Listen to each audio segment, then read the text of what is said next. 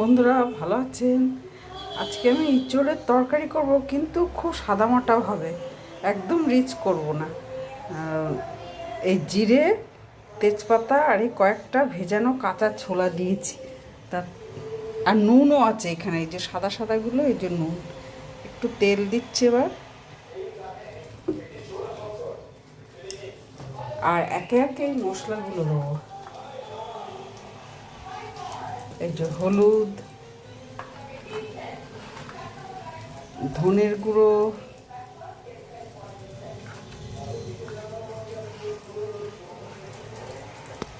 এই জিরের গুঁড়ো,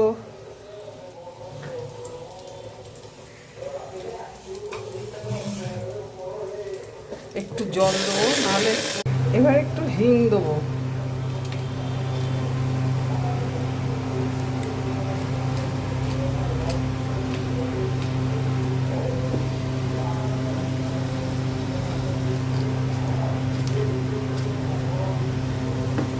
আর এই হচ্ছে গুড় দেবো।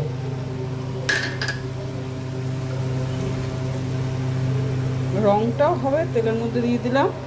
আর এইদিকে আদা আর কাঁচা লঙ্কা। আমি পেঁয়াজ রসুন দেবো না, নিরামিষ করবো।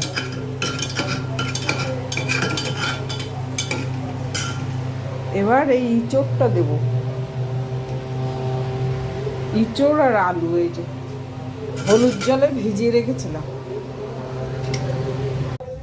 এবার জল দিয়ে দিলাম।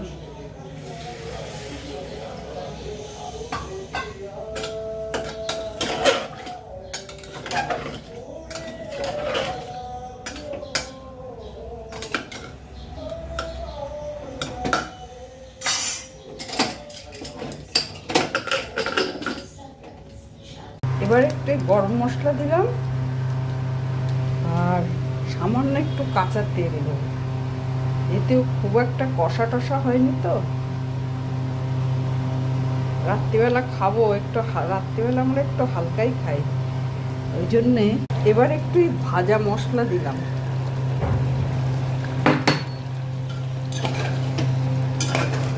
একটু সেরকম কিছু দেয়া না তো, একটু ভাজা মশলা দিলে গন্ধটা খুব ভালো লাগবে। এই ঢেকে দিলাম, এই বন্ধ করে দিলাম, দিয়ে এই ঢেকে দিলাম।